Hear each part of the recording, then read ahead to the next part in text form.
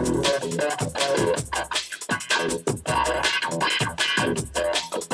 we go. Welcome to Three Guys and an iPad, the proverbial water cooler of the mortgage and real estate industry. I am Brian Rieger, principal of True Impact Communications and the co-founder of Content Beacon, and I am one of the three aforementioned guys.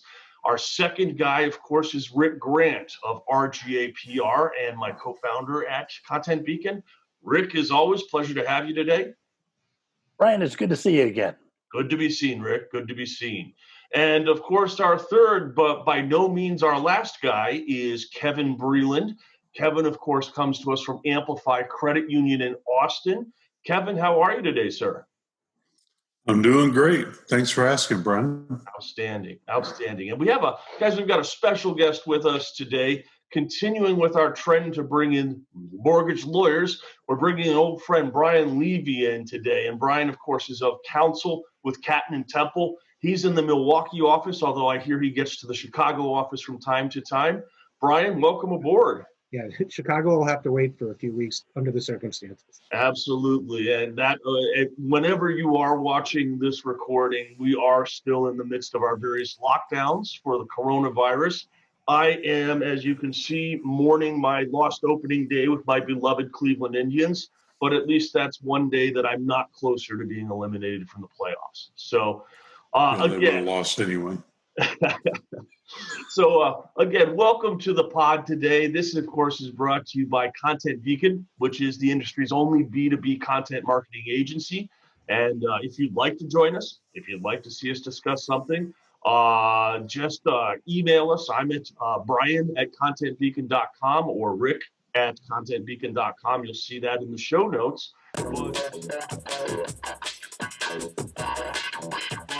Now that we're here, why don't we go ahead and talk to our special guest, Mr. Levy. And Brian, how are you holding up here in these days of lockdown and coronavirus?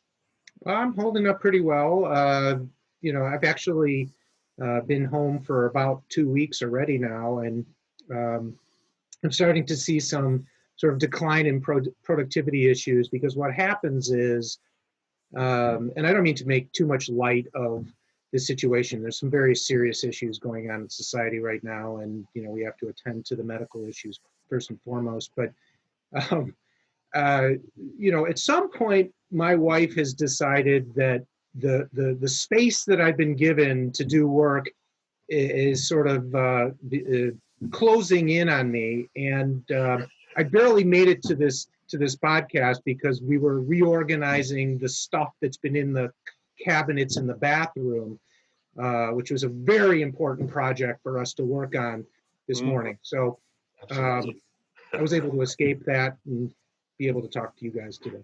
Well, Brian, I can relate. I've got a 7-year-old daughter who's home from school for a few weeks. I can tell you I've done more first grade homework in the last 2 weeks than I did when I was in first grade.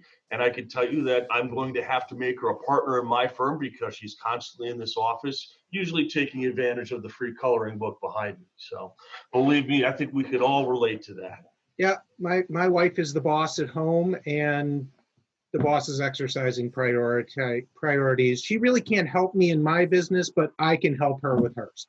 That's as long as you understand that, that's all that matters, Brian. Yes, so I do. Let's get on with it today, Brian. Obviously, the elephant in the room right now is COVID-19. You've been around this industry quite some time. You've worked with a lot of folks. What do you think the biggest compliance and regulatory issues will be that could arise from this? Obviously, we're not thinking about that in the short run, but inevitably, when you get this kind of a sea change, you're going to see some changes on the reg leg front. So what kind of things do you think we might be looking at down the road here? Yeah, this is a really interesting time. This is very different than what we faced in 2008, but a lot of the same effects for very different reasons. We know why this is happening now, what's happening in terms of the market seizing up, products that were for sort of fringe products, QM, non-QM products, even jumbo products becoming much less available, and a lot of concern around, can you close loans at all because of practical issues with offices closed and vendors it's short-staffed and lenders short-staffed as well. Really testing remote systems, electronic signatures, all kinds of things that need to come together in order to make closings occur. And your question was, well, what's the most, what's the regulatory impact? I think what we're actually seeing is regulators trying to be flexible for the most part under the circumstances. Some still kind of stuck in some old, not old, pre virus sorts of mentalities, worried about things that are just less important in light of the current environment. And so you hope that those regulators will realize, wait a minute, I can sacrifice something that maybe I couldn't sacrifice before in order to just keep the wheels of commerce moving. Privacy issues, if people are working from home, it's data security issues. Some of those things you kind of have to put on the back burner in order to facilitate sort of the, it's the sizzle, not the steak. You need to make sure that you can still do the job. So, I mean, and we're in the middle of it right now, Brian. It's a very fluid situation. I'm in communication with some of the trade associations. We just saw some legislation, hasn't even been fully passed yet by the House. It's supposed to go in today. The massive forbearance plan for borrowers. My question is, because I tend to focus more on the origination side than the servicing side of the business, is what is the impact of that going to be on origination? Will you be able to qualify borrowers under the ability to repay test with the idea that, hey, maybe they might lose their job, maybe they already did lose their job, but all of this is hopefully temporary. And because this isn't, the last time it was the banks that in some respects caused the problem with the products that we offered, everything got kind of frothy. This has nothing to do with that now. All those protections are in place, and they're actually potentially going to be preventing lending, which should occur, preventing the market from continuing to operate. So that's where I'm actually focused on right now, is looking for regulatory flexibility to enable the market to continue to operate. Sorry for the long-winded answer. Not at all. That's good stuff. And I think you hit on a few things we'll be talking about for quite some time. The servicing issue. I kept thinking in my mind, one of the few things I remember from law school, force majeure is probably a phrase we'll be hearing in the next couple of years as well. But let me take you away from the legal side just a little bit. The industry as a whole, and of course, we're early days on this. It's unprecedented. As you mentioned, this is not something that anybody brought upon themselves. How do you think the industry has performed? And I mean that so far, as it scrambled in reaction to this massive shutdown on the economy and whatnot? Yeah, I think the industry is performing pretty well. There are people who are more concerned about this than others, and I think some of that's regional.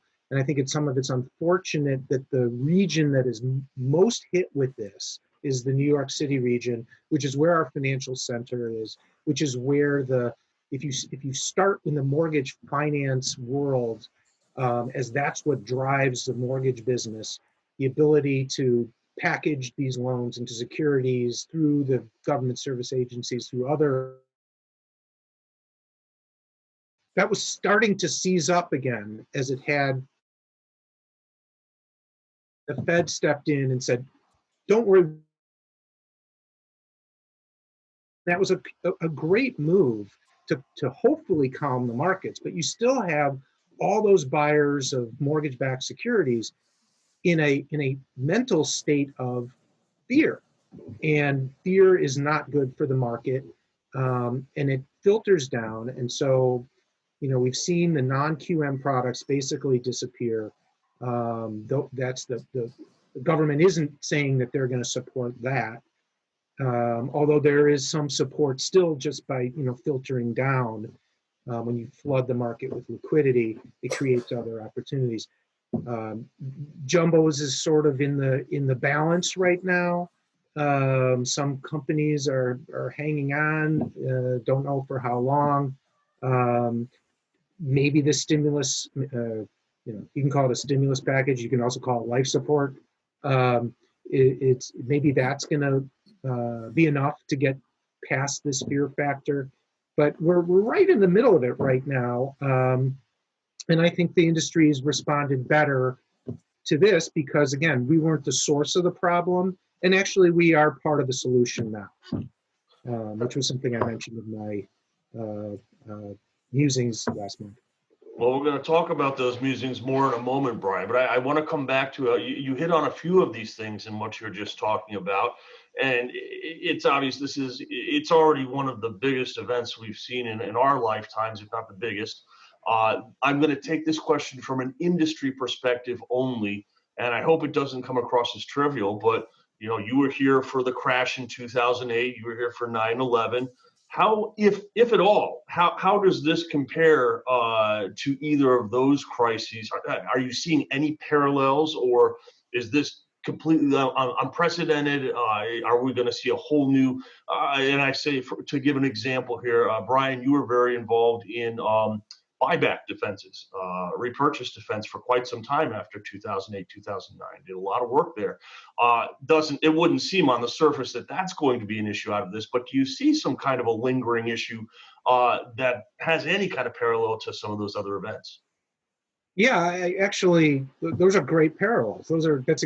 It's somewhere in between those two. So 9/11 was a shock to the market that came out of nowhere and knocked the financial world out for basically a week or more, and it took a while to slowly get back at it. I think this is very similar to that, but in some respects, it's also similar to 2008, where it was sort of a slow introduction of the fear issue as opposed to just one specific event.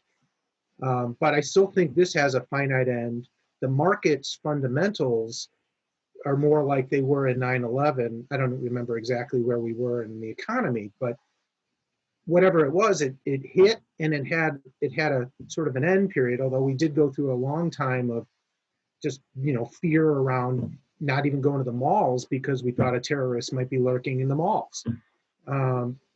So there is a lot of parallels between both of those events, but I feel like we're closer to the 9/11 event than we are the 2008, in particular because we're not a source of the problem that 2008 represented, we being the mortgage finance industry, the mortgage business, or even the real estate business.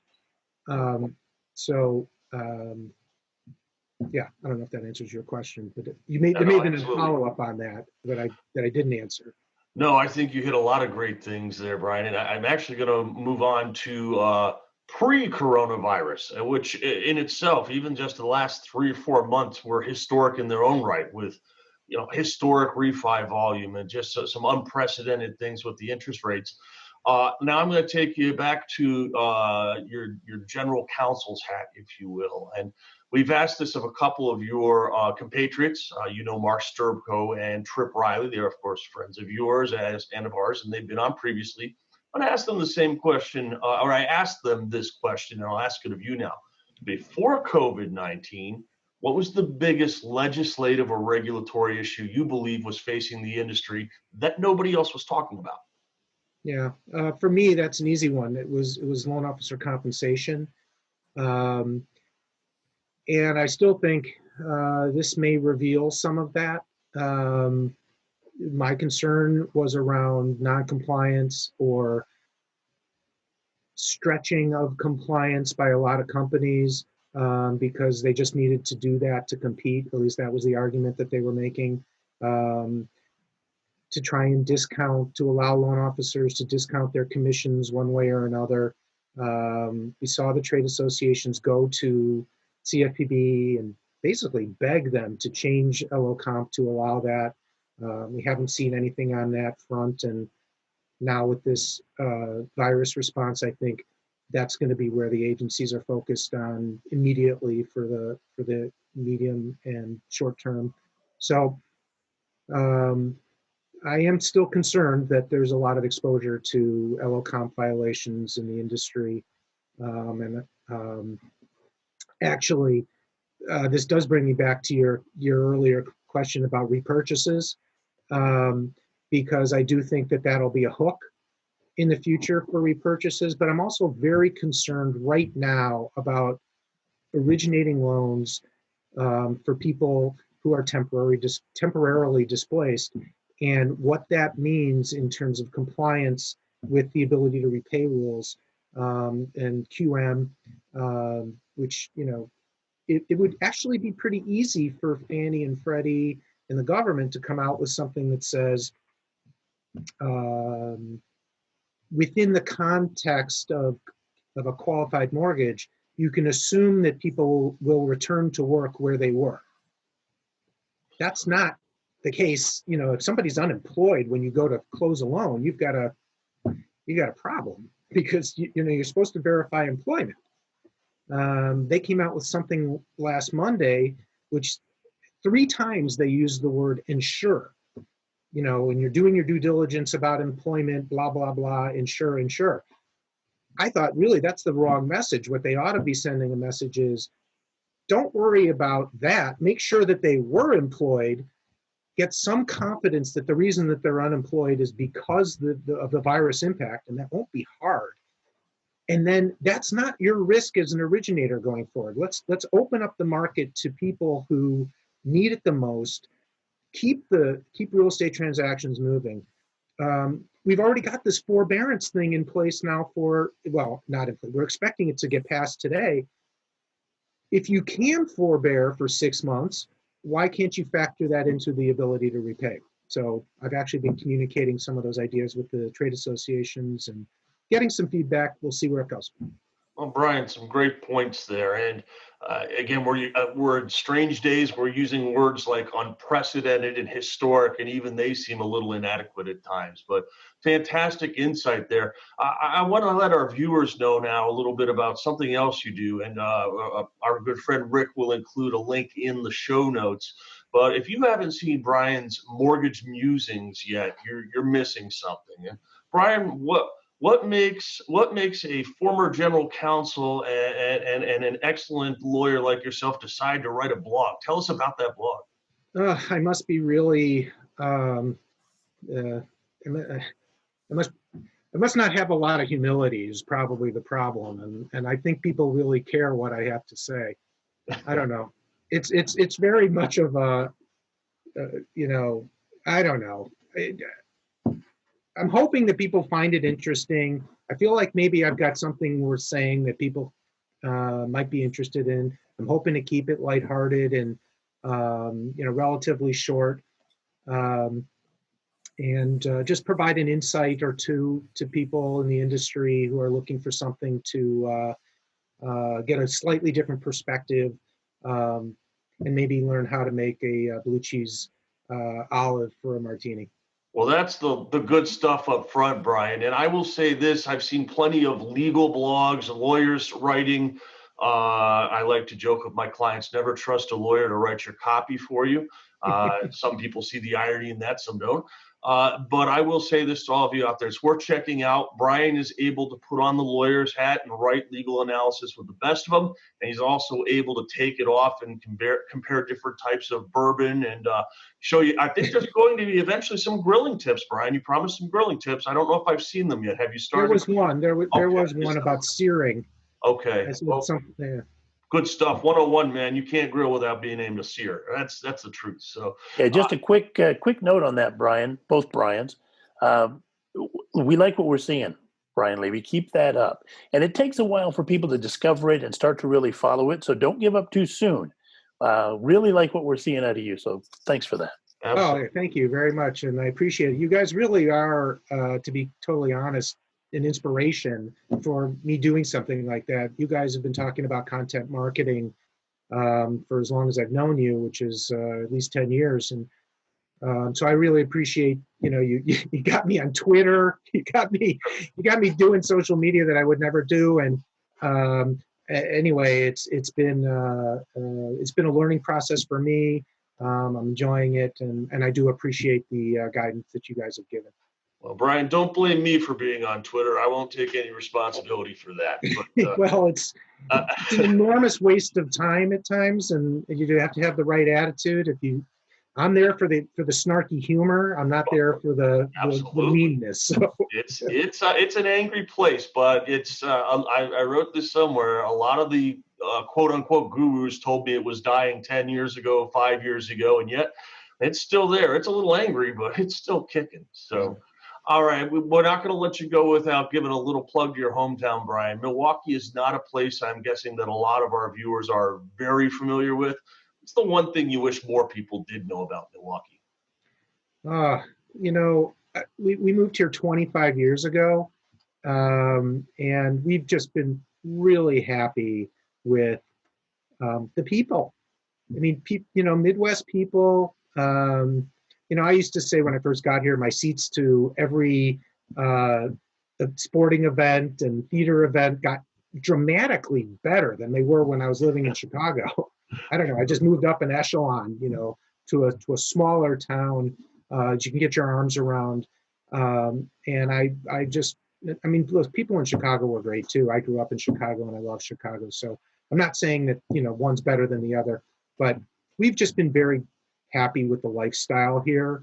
The schools, the people. I'm not a Packers fan yet. So, I still have the whole bear thing to deal with, living in enemy territory. But other than that, no, I'm just going to say it's the lifestyle. It's a great place to be. Wow, fantastic. Brian, I appreciate having you. Brian Levy from Catton Temple out of Chicago and Milwaukee. Brian, we're going to do a couple more things. You want to stick around and join us in the peanut gallery? Yeah, absolutely. Good, good. Bring your snark with you. Otherwise, you can't stay, okay? All right. All right. And with that, Kevin Breeland would like to know why we're kidding him.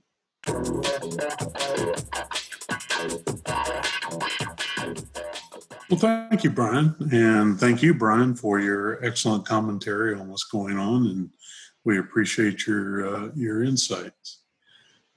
Typically, the Are You Kidding segment is really for me to make snarky comments about what other people's work was.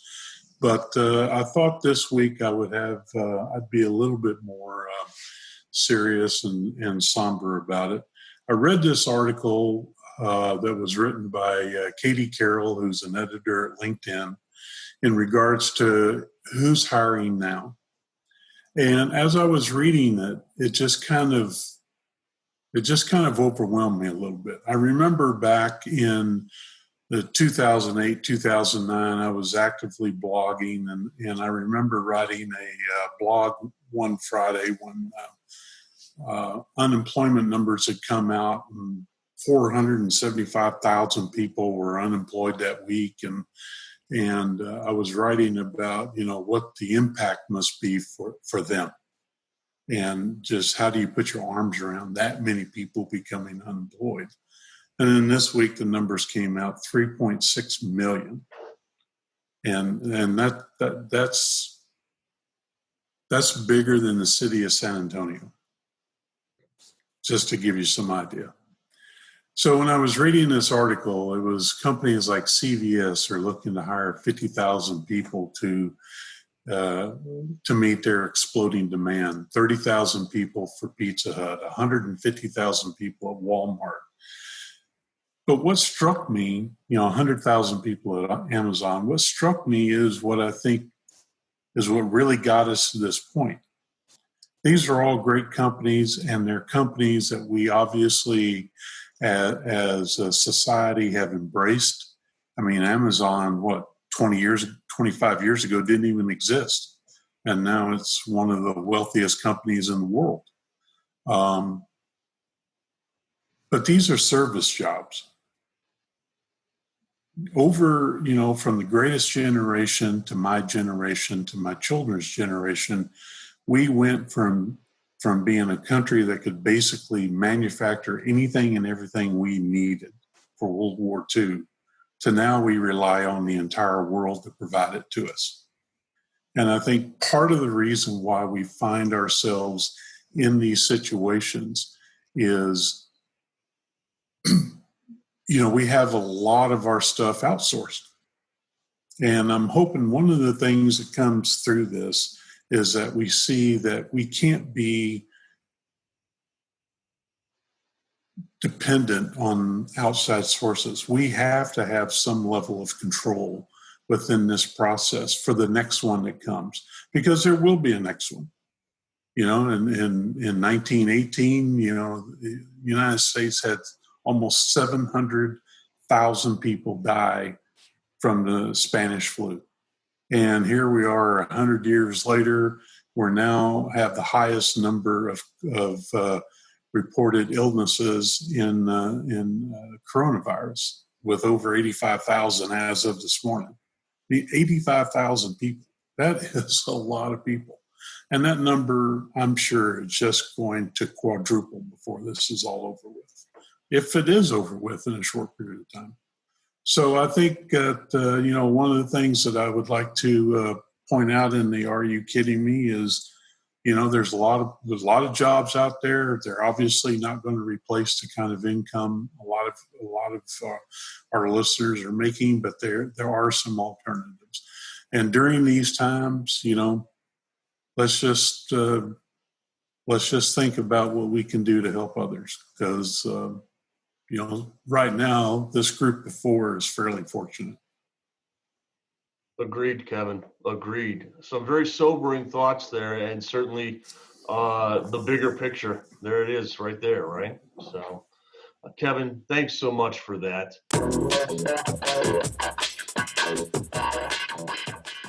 We're going to move now into our mortgage headline roundup, and this week we've got one headline that we're going to get back a little bit more to some of the day-to-day, but it's probably something, I don't want to say it was lost in the headlines, but it may not have been the first thing that was read. And this comes to us from Ryan Smith at MPA Magazine. It was published on the 25th, just a couple of days before we recorded. And the headline is, "Another non-QM lender halts originations." Okay. And we're really mostly going to take the headline here. If you'll recall, just 2 or 3 months ago, the big story of 2020 in our industry was going to be non-QM. Non-bank lenders especially were gearing up to go after that crowd. It was going to be a banner year. And now, within a very short period of time, we're learning that Citadel Servicing Corporation, CSC, has announced that it will halt loan originations for the next 30 days, easy for me to say. And then on Monday, Angel Oak Mortgage Solutions announced a 2-week pause in originations as well. And again, we're back to words like historic, unprecedented. We're all hoping that the word pause comes to best to describe the economic impact. But I'm going to toss this out to my friends here. Do you think this is going to happen industry-wide, or at least almost? Do you think we're going to see a lot more lenders just completely bringing a halt to non-QM or even originations in general? And when does that end? Well, if y'all don't object, I'll start this. Before I got on our podcast today, I was actually listening to a podcast that, and I may have the gentleman's name wrong. I think the guy's name was Brian Stevens, and he was doing a mortgage podcast, and Dave Stevens was his guest. Dave was talking exactly what Brian was just talking about a few minutes ago. QM lending is all but dried up. Government lending is quickly getting there because there's a real valuation problem.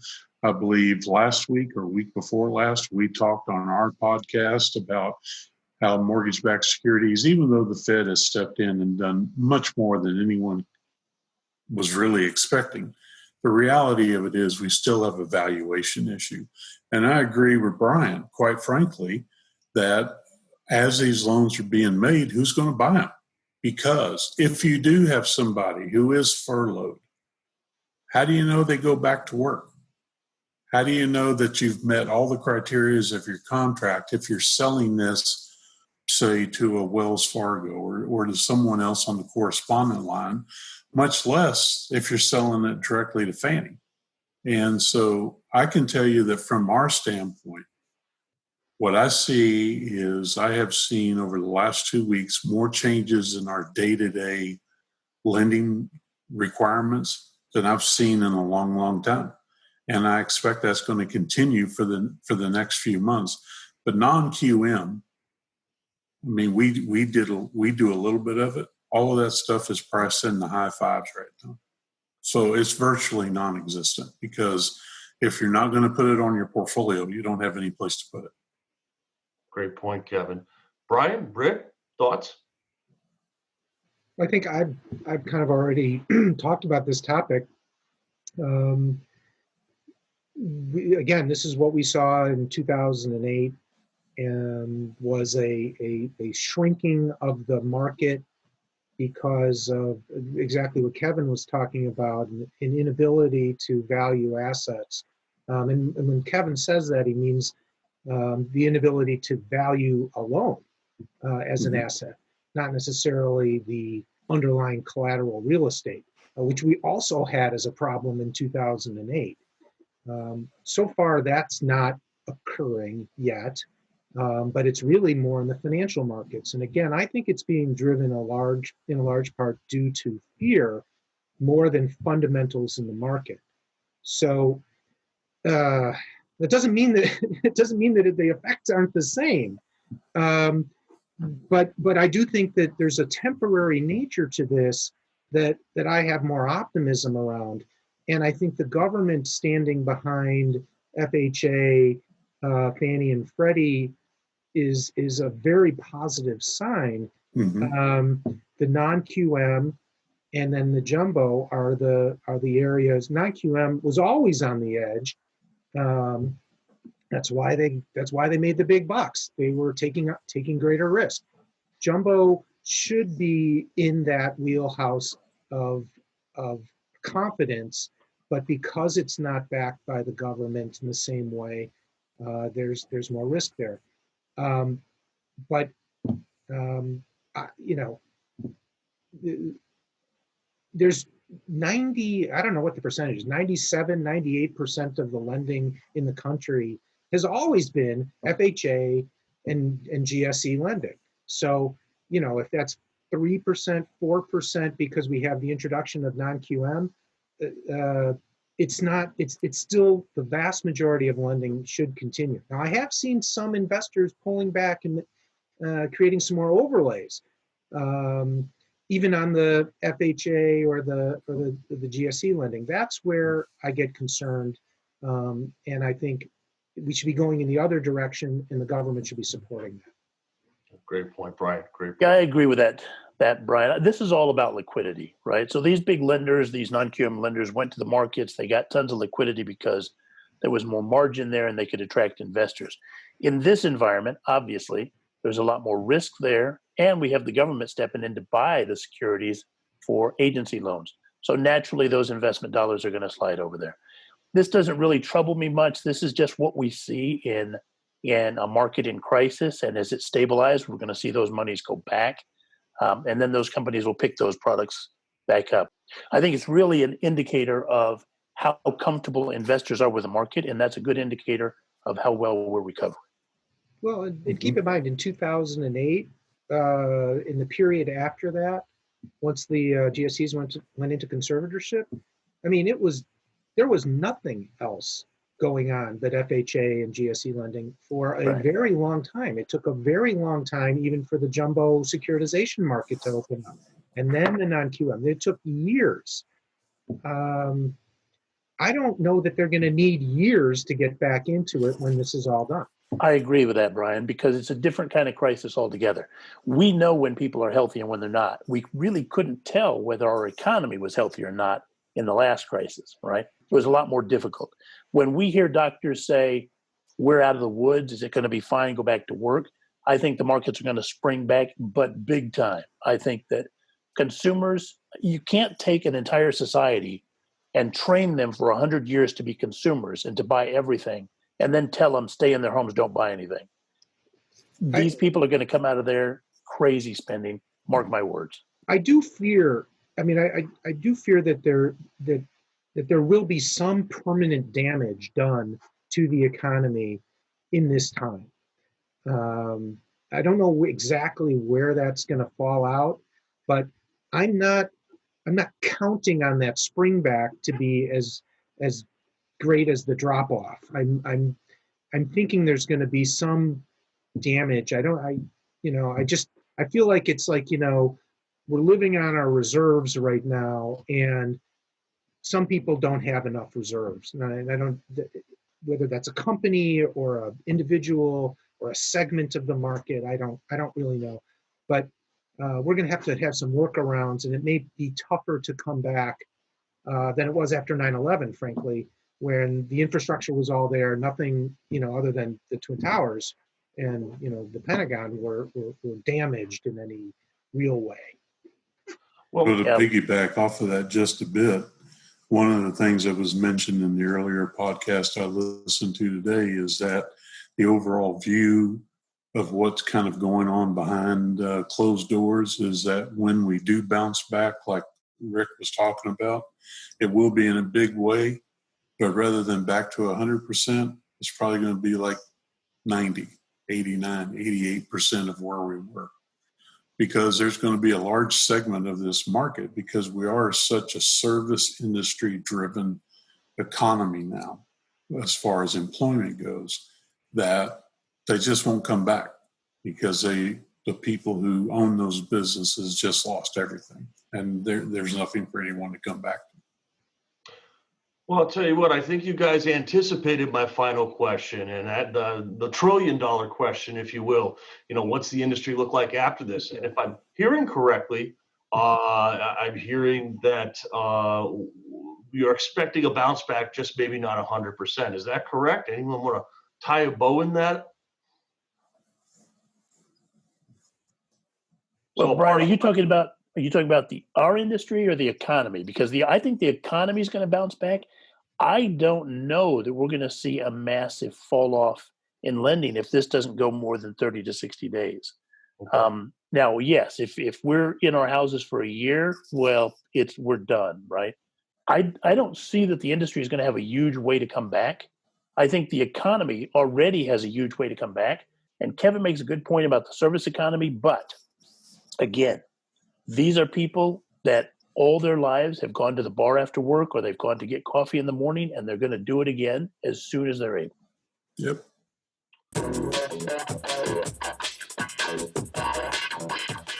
All right, guys, we're going to try something new here on Three Guys and an iPad. And if it seems familiar, just forget anywhere else you may have seen it.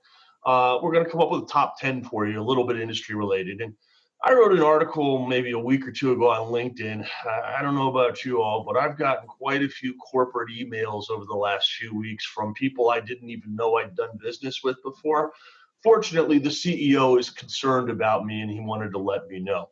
So, chime in if you like here, guys. But our top 10 question today is going to be, from whom or what do you least need an email right now explaining how they're here for you during the pandemic? All right. At number 10, your podiatrist. Number 9, every web-based app developer you've ever clicked on but didn't buy. Number 8, of course, is the local nail spa. They're here for you too, I guess. Number 7, every industry vendor you've ever seen a demo for but didn't buy. I'll take it one step further. I'm learning about vendors I didn't know existed. It's fantastic. So, number 6, collection agencies are here for you as well. Number 5, the state lottery, although some would argue that might be an essential business. Number 4, your cell phone carrier, since they're lying anyways. Number 3, any Fortune 500 CEO telling you how much they really care about you. Number 2, any car dealer offering us that 84-month option at 0% financing because they care. See, guys, they're going to sell to us now because they care. And the number one person or thing we'd least like to hear from right now is, drum roll, any politician, any one of them. And there it is, guys.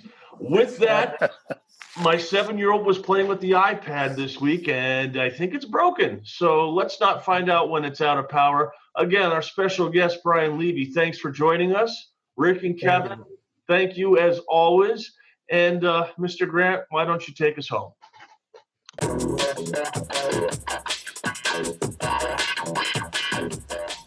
Thanks for watching. I want to leave you with 2 things today. First, I meant what I said about being proud of Brian Levy for blogging. I've talked to too many lawyers who were afraid to blog because they thought it meant giving away free legal advice. That's not what this is. This is about being a voice of reason ringing out of the chaos. And people need that right now. Hell, people have always needed that. Why do you think children want to hear a bedtime story before they close their eyes and surrender to the dark? Now, the other thing is, many of us are working from home now, so that's going to put us in real close contact with folks that we love dearly, but usually don't spend that much time with. If we use that time wisely, in the future, we'll be able to look back on this crisis in a whole different light. So I urge you to do that. And sometimes that means cleaning out the bathroom cabinets together. So good work on that, Brian. Keep it up. Until next time.